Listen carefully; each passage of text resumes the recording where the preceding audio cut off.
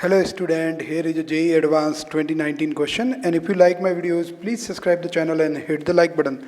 A thin uniform rod of mass m and length L is held vertical on floor with large friction. The rod is released from rest so that it falls by rotating about its contact point with the floor without slipping.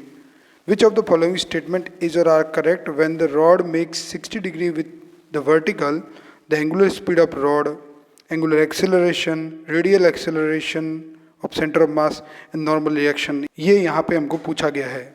तो सबसे पहले हम आते हैं angular speed पे, क्योंकि वो easy मामला है। यहाँ मैंने एक डायग्राम बना रखा है, आप देखिए पहले रॉड वर्टिकल है, फिगर नंबर 1 में रॉड कम्प्लीटली वर्टिकल है और फिगर नंबर 2 पे वो रोटेट हो गई ओ पॉइंट के अबाउट और 60 डिग्री एंगल पे आ गई। प्योर रोटेशन है अबाउट पॉइंट ओ। तो ऐसे में उसके पास क्या आ जाएगी, एंगुलर स्पीड आ जाएगी। और एंगुलर स्पीड क्यों आई, क्योंकि पोटेंशियल एनर्जी डाउन हुई और रोटेशनल काइनेटिक एनर्जी में बदल गई। तो सिंपल फंडा यहाँ ये लगाना है कि पोटेंशियल एनर्जी कितनी डाउन हुई। तो सेंटर ऑफ मास देखिए पहले जो था फ्लोर से L/2 पे था और 60 डिग्री पे आ गया। तो आप ये छोटा सा ट्राइंगल जो है C और O वाला राइट एंगल ट्राइंगल, वो ध्यान से देखिए। 60 डिग्री एंगल है और ये जो डिस्टेंस है सेंटर ऑफ मास का वो हमारे पास L/2 है। तो बेस कितना हो जाएगा, जैसा कि मैंने लिखा है L/2 cos 60 और ये हो जाएगा L/4।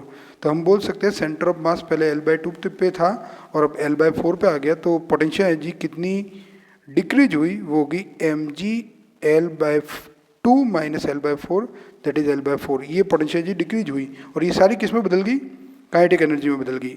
कौन सी, rotational, half I omega square में। तो mg L/4 is equal to half I की वैल्यू, रॉड का वन एंड के अमाउंट मोमेंट ऑफ इनर्शिया होता है mL²/3 इंटू ओमेगा स्क्वायर। और अब हम सॉल्व करते हैं, m से m कैंसिल हो जाएगा। Omega square is equal to 3g/2l। So omega will be equal to √3g/2l। So A option बिल्कुल ठीक है। हम अगले ऑप्शन की तरफ मूव करते हैं, वो है एंगुलर एक्सेलरेशन। तो एंगुलर एक्सेलरेशन निकालने के लिए यहाँ पे हमको रोटेशनल के लिए न्यूटन्स का सेकंड लॉ एक तरह से यूज करेंगे, वो है torque is equal to I into alpha. और एल्फा हमारा एंगुलर एक्सेलरेशन है और टॉर्क हम निकाल रहे हैं अबाउट पॉइंट ओ। तो ओ पॉइंट के अबाउट अगर टॉर्क निकालेंगे तो नॉर्मल रिएक्शन या फ्रिक्शन जो भी है उनका टॉर्क तो जीरो हो जाएगा, क्योंकि वो ओ पॉइंट पर ही लग रहा है। बात आती है हमारे पास यहाँ पे mg की। mg का टॉर्क जीरो नहीं होगा, तो mg का टॉर्क कितना होगा, फोर्स है mg, सेंटर से डिस्टेंस, अगर आप सीधा मोमेंट आर्म लेना चाहे तो वो ये परपेंडिकुलर डिस्टेंस हो गया जो mg पे हम उस पॉइंट से डालेंगे। और वो आप देखिए L/2 sin 60 है। I की वैल्यू वही mL²/3 है और एल्फा हमको निकालना है। m से m कैंसिल हो जाएगा, एक l से एक l कैंसिल हो जाएगा, ये हमारे पास आ जाएगा g/2 sin 30 की वैल्यू होती है √3/2। 3 भी लेफ्ट में चला जाएगा तो हमारे पास आ जाएगा अल्फा की वैल्यू। अब देखिए अल्फा की वैल्यू आ जाएगी हमारे पास, alpha is equal to 3√3g/4l। ये अल्फा की वैल्यू आएगी। जो ऑप्शन में दे रखी है वो अल्फा की वैल्यू बिल्कुल ही गलत यहाँ पे आ जाएगी। रेडियल एक्सेलरेशन, इसके लिए हम अगला डायग्राम खींचते हैं। तो रेडियल एक्सेलरेशन देखिए आप, रेडियल एक्सेलरेशन AR। तो ये जो सेंटर ऑफ मास है ये एक सर्कुलर पाथ में घूम रहा है, तो ऐसे में AR की वैल्यू हो जाएगी हमारे पास ओमेगा स्क्वायर इंटू आर, यानी उसका डिस्टेंस जो कि है L/2 सेंटर ऑफ मास का। ओमेगा की वैल्यू अपन निकाल चुके हैं, तो ओमेगा स्क्वायर की वैल्यू तो 3g/2l, तो 3g/2l इंटू L/2। आप इसको सॉल्व करेंगे तो आ जाएगा 3g/4 सिंपली। तो ऑप्शन में क्या है, ऑप्शन भी 3g/4 है। रेडियल एक्सेलरेशन बिल्कुल 3g/4 है सेंटर ऑफ मास का।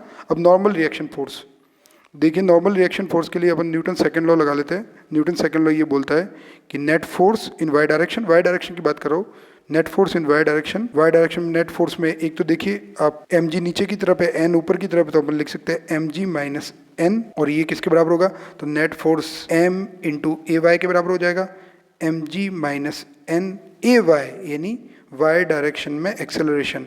अब देखिए मैंने यहाँ टेंजेंशियल एक्सेलरेशन AT बनाया है, जो कि alpha into the distance L/2 के बराबर होगा। भाई आप देख लीजिए, एक तो होता है टेंजेंशियल एक्सेलरेशन, वो एल्फा इंटू आर होता है, ठीक है। और एक हमारे पास रेडियल एक्सेलरेशन, वो मैंने आपको बता ही दिया, ओमेगा स्क्वायर इंटू आर होता है। तो हम एन का वैल्यू निकालना है तो हमको क्या करना पड़ेगा, एम जी में से एम ए वाई माइनस करना पड़ेगा। ए वाई में देखिए रेडियल एक्सेलरेशन का कंपोनेंट वाई डायरेक्शन में आ जाएगा हमारे पास, हमने नीचे की तरफ पॉजिटिव वाई लिया है, तो ए आर कॉस 60 और टेंजेंशियल एक्सेलरेशन का आ जाएगा हमारे पास A T cos 30। A R का वैल्यू कितना होगा, हमने लिख रखा है ओमेगा स्क्वायर आर, और ए आर का वैल्यू हमने निकाल भी रखा है 3g/4।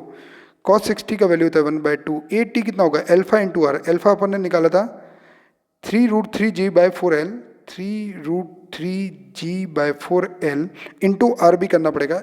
तो आर का वैल्यू है l/2, सेंटर से डिस्टेंस, सेंटर मास का, वो हमने निकाल दिया। कॉस 30 का वैल्यू होता है √3/2।